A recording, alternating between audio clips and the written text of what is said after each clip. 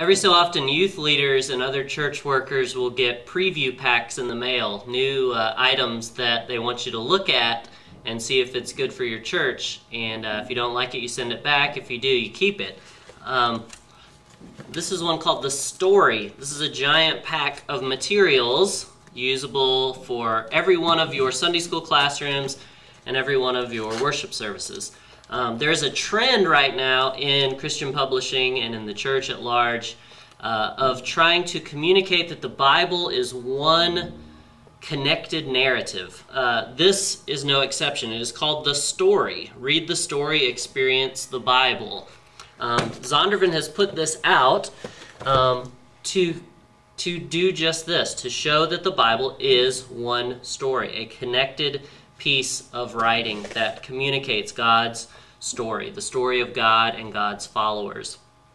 Our youth experienced something similar several years ago when we went to the DCLA Youth Conference, which was in Washington, D.C. and Los Angeles. We went to Washington. All of the speakers, all of the musicians worked together to connect the story of God from Genesis to Revelation and to show us how it was a story of continuity, a story of connectedness, a story of purpose.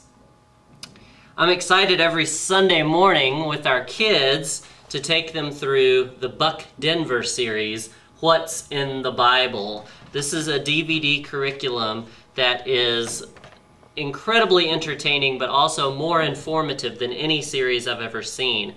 And Buck Denver and Sunday School Lady and Clive and Ian and all of the crazy puppet characters, along with Phil Vischer, who started VeggieTales way back when, take you through the Bible. We started at Genesis, went all the way through the first 5 books, the Pentateuch, which your kids probably already know because they learned in What's in the Bible.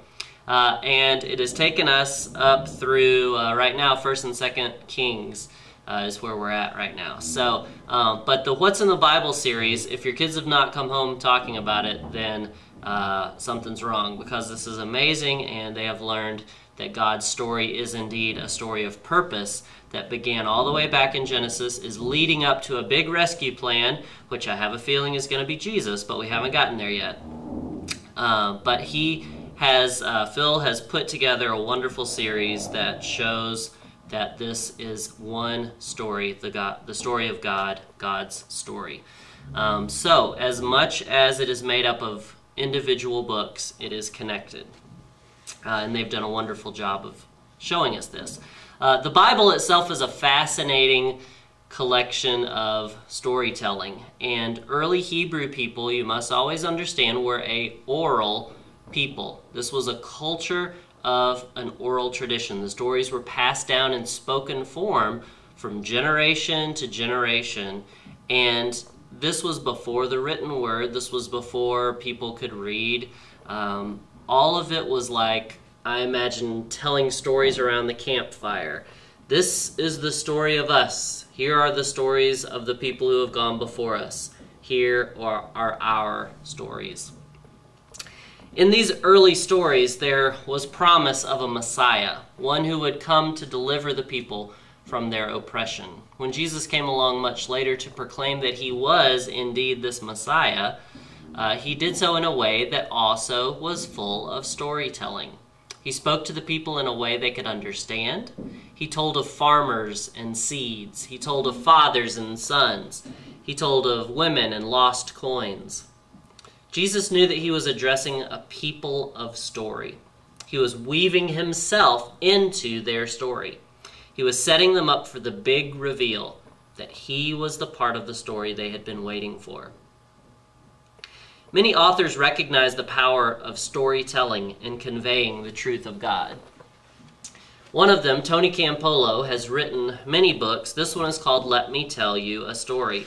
And in the introduction, the very first words he says are, "Over the years, I have written 26 different books. In them, I have told a lot of stories to illustrate the ideas and concepts I was trying to communicate.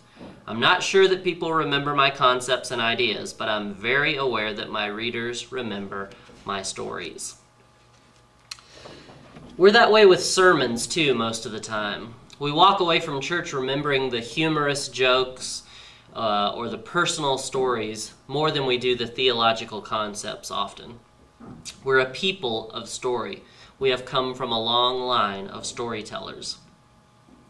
I have lots of props today. One of the most impressive parts of our church's pictorial directory, for me anyway, is this beginning section that talks of our rich heritage and shows pictures of our building and our people from the past.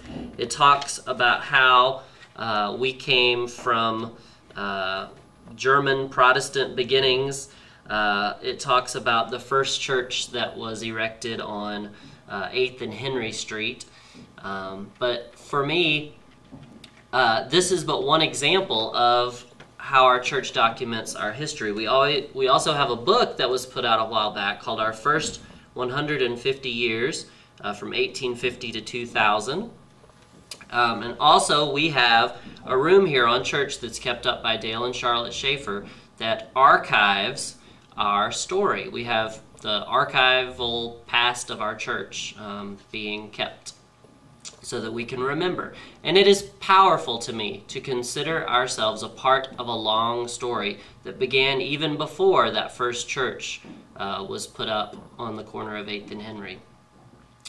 But to see even further back, it's amazing that our church, and every other church for that matter, comes from a legacy that dates back all the way to Jesus' early followers, those who began to meet together after his death and his resurrection. Those who are spoken of in the book of Acts as devoting themselves to the apostles' teaching and to fellowship and to the breaking of bread and to prayer. From the early Hebrews telling tales of Adam and Eve, to the storytelling of the young man from Nazareth, to the early Christians, to the founders of our Evangelical United Church of Christ, this is the story. This is our story. As I close out this three-part video series on story, let me quote from a current youth ministry book called Shaped by the Story, which says this also in the introduction. I love how stories have the power to take us on a journey. They show us new places and introduce us to new people. They draw us in and we become a part of their adventures.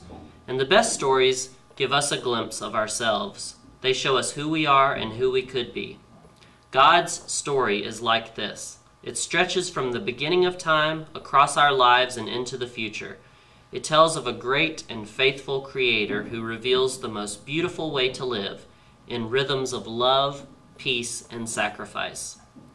God, the great author, continues to write this story and desires us to find ourselves in it, discovering who we are and why we're here, to be shaped by the story. Let the story of God motivate you to see things from God's perspective, to reorganize your lives and your priorities around God's ways. Let it challenge the ways of this world and inspire you toward a better way. Let it continue to mold, to shape your identity, and to give you direction. Amen.